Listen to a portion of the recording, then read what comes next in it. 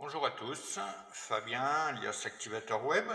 J'espère que vous allez bien. De retour sur la série concernant la création d'une API avec Node.js, Express et MongoDB.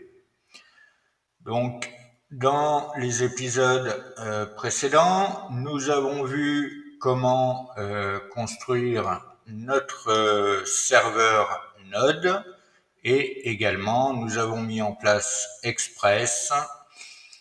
Il nous reste à apporter les fonctionnalités nécessaires. Nous avons vu comment faire notre requête, comment également se connecter à notre front-end. Ici, je vais me connecter à l'application front-end Beer Paradise. Pour le moment, nous n'avons rien codé, donc évidemment, cela ne fonctionne pas. Nous avons vu également sur Postman que lorsque nous faisons une demande GET sur le endpoint localhost, le port 3000, nous recevons bien le message que nous avons codé dans notre middleware. Donc continuons cette série avec le deuxième chapitre consacré à la configuration de la base de données MongoDB. Afin de faire persister nos données et de rendre notre application dynamique, nous allons utiliser la couche de base de données de notre serveur MongoDB. Alors pour ce tutoriel, nous utiliserons la version gratuite de MongoDB qui est MongoDB Atlas. Vous devez pour cela avoir un compte chez MongoDB. Donc sachez qu'il est possible d'utiliser MongoDB sur votre propre machine, mais cela a un coût. C'est pourquoi nous utiliserons ici la base de données en tant que service MongoDB Atlas, qui est encore gratuite à l'heure où j'écris ce tutoriel, en espérant que cela dure.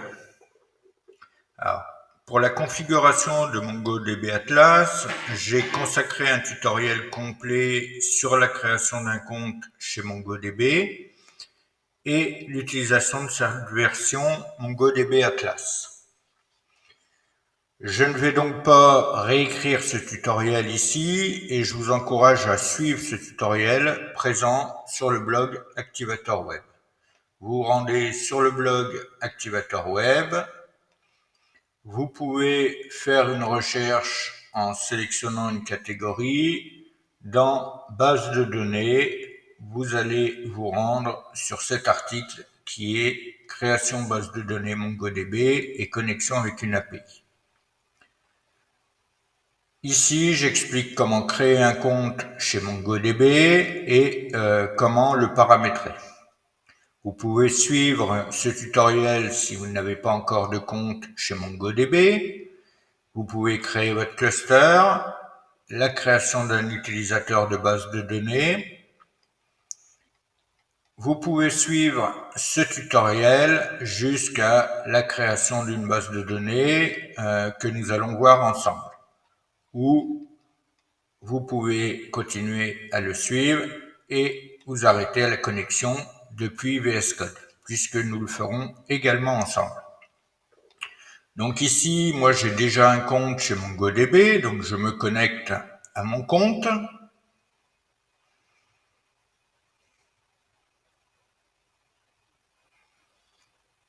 Ce qu'il est important également de configurer chez MongoDB et qui est demandé dans les spécifications techniques, c'est que n'importe qui puisse se connecter à la base de données depuis son système.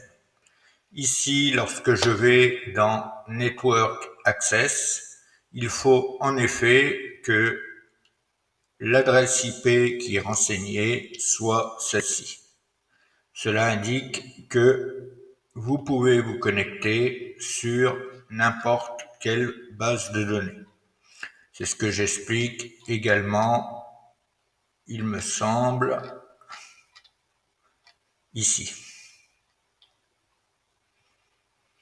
nous devons donner la possibilité de se connecter, d'autoriser l'accès de n'importe où à votre liste de permissions réseau.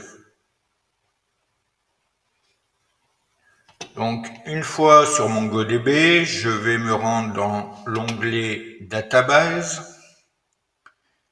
Je vais cliquer sur Browse Collection. Et ici, j'ai la liste de mes bases de données qui ont été créées. Je vais donc créer une nouvelle base de données en cliquant sur ce bouton Create Database. Je choisis par exemple de le mettre, je ne sais pas, je vais mettre Full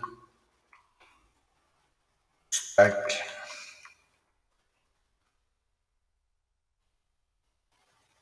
Beer. Collection name, nous aurons besoin d'une collection qui s'appellera User. Et ces collections se mettent au pluriel. Ensuite, je tape sur Create. Et maintenant, je vois que ma base de données Full Stack Beer est bien créée. J'ai ma collection user à l'intérieur. Bien évidemment, pour le moment, je n'ai aucune donnée de rentrée. Une fois la base de données créée, nous pouvons retourner sur VS Code. Et pour connecter notre API à notre base de données, nous aurons besoin du package Mongoose. Mongoose facilitera les interactions avec notre base de données grâce à des fonctions très utiles. Donc je vais ouvrir un nouveau terminal. Ici, j'ai mes deux terminaux, un pour mon front-end où j'ai lancé le serveur et également mon back-end où Nodemon est lancé et mon serveur est lancé. Je vais donc ouvrir un nouveau terminal. Dans ce terminal, il faut que je me rende dans mon dossier back-end, bien entendu. CD back-end. La ligne de commande se termine bien par back-end, donc je suis bien dans mon dossier back-end. Et maintenant, je vais installer Mongoose grâce à la commande npm install Mongoose avec 2 O. Je tape Entrée.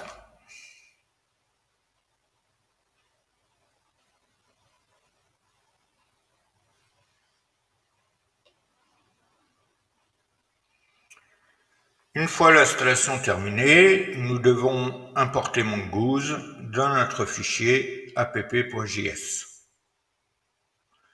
Nous pouvons voir également dans notre package.json que nous avons les dépendances que nous avons installées, les packages que nous avons installés jusqu'à maintenant, qui sont marqués dans notre package.json. Ici, nous avons Express, que nous avons installé précédemment, et nous venons d'installer Mongoose.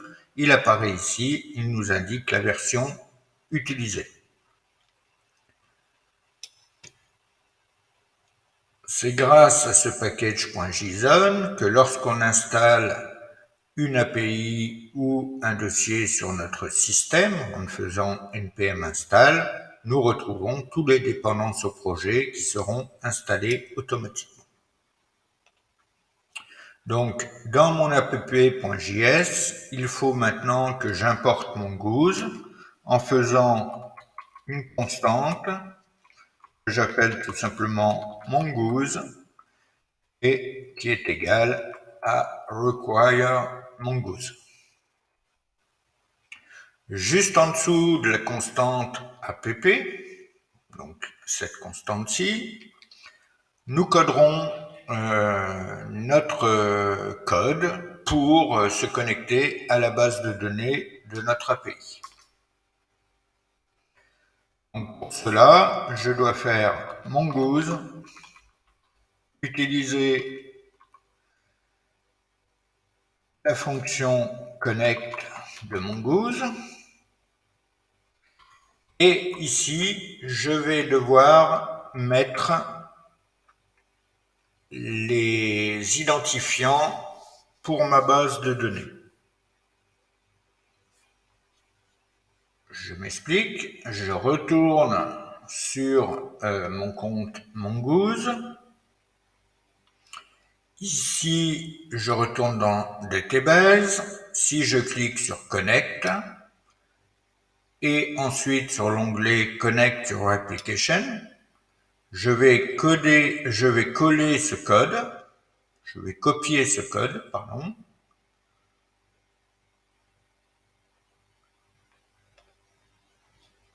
Ensuite, je retourne sur VS Code et à l'intérieur, je vais coller. Donc ici, je colle l'adresse que je viens de copier depuis MongoDB. Ici, j'ai bien mon identifiant.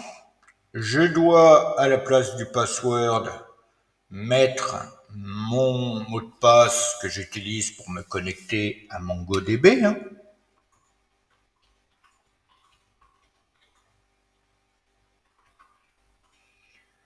Et ensuite, je dois également renseigner le nom de ma base de données. Donc, après le slash et avant le point d'interrogation, je place mon curseur. Ma base de données, je l'ai nommée Full Stack Beer.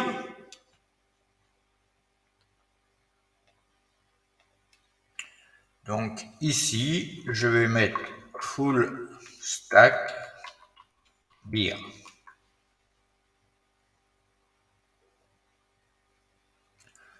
Ensuite, nous allons, après avoir fermé le guillemet, mettre une virgule.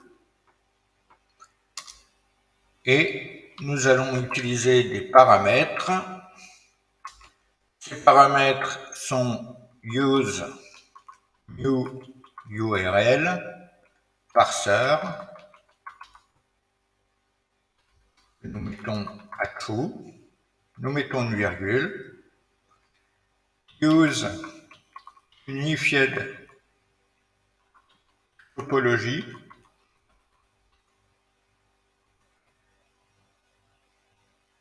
que nous mettons également à true.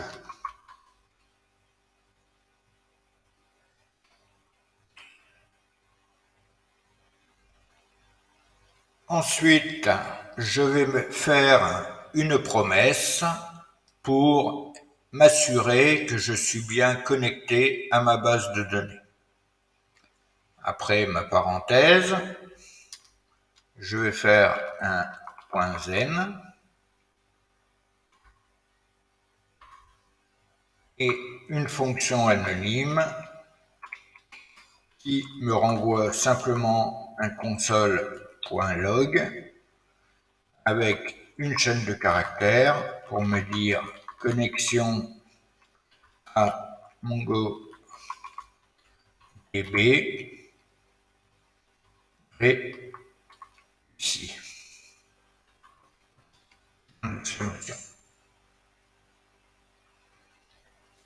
Ou alors un point catch en cas d'erreur, où là aussi je rentre une fonction anonyme où je vais mettre un console.log et cette fois connexion à MongoDB échoué. Exclamation.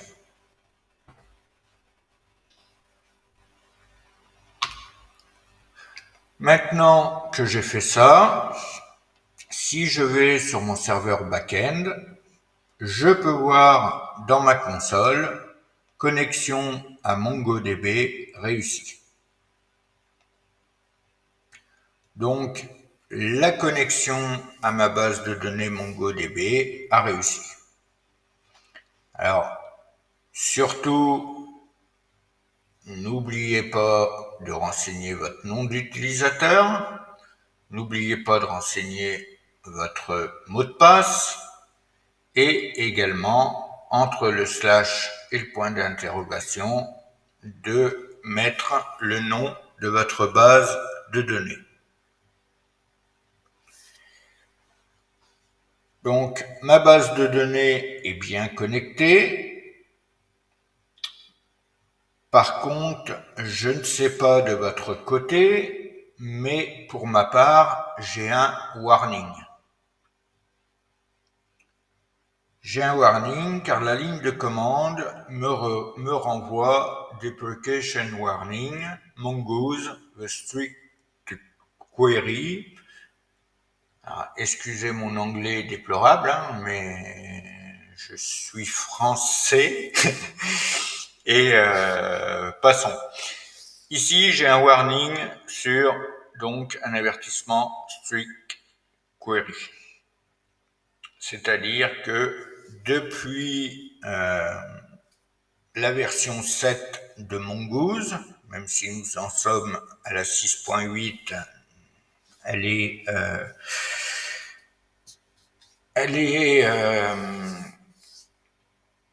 concernée par la version 7. Donc nous pourrions ignorer ce warning, cela ne nous empêchera en rien d'utiliser Mongoose. Malgré tout, nous avons vu dans les spécifications techniques et fonctionnelles que nous devons avoir des logiciels et des packages à jour. Donc, malgré tout, nous pouvons ignorer le warning, mais nous pouvons aussi en prendre en compte et trouver une solution. Node nous donne déjà une info. Il nous dit que pour supprimer le warning, nous pouvons utiliser Mongoose 7 Strict Query True. Si je copie ceci en faisant un CTRL-C, je vais aller dans mon app.js et avant la connexion à Mongoose, je vais indiquer ceci. Mongoose.set, j'ouvre mes parenthèses, un guillemet, strict query, et je mets le paramètre à true. Ici, je vois que Nodemon a redémarré et que je n'ai plus le warning qui s'affiche. Nous venons de régler le warning concernant Mongoose. Notre API est maintenant connectée à notre base de données et nous pouvons donc commencer à créer des routes serveurs afin d'en bénéficier. Alors, nous le verrons par la suite, nous modifierons certainement la mise en place de l'identification de la base de données comme ça directement dans l'app, mais ici, pour le tutoriel, nous sommes maintenant connectés à notre base de données. Voilà pour ce qui concerne ce deuxième chapitre concernant la configuration de la base de données MongoDB et la connexion avec notre API. Nous allons pouvoir commencer dans le prochain chapitre à créer un schéma de données utilisateur. Je vous donne donc rendez-vous pour la prochaine vidéo. En attendant, prenez soin de vous et surtout, restez curieux.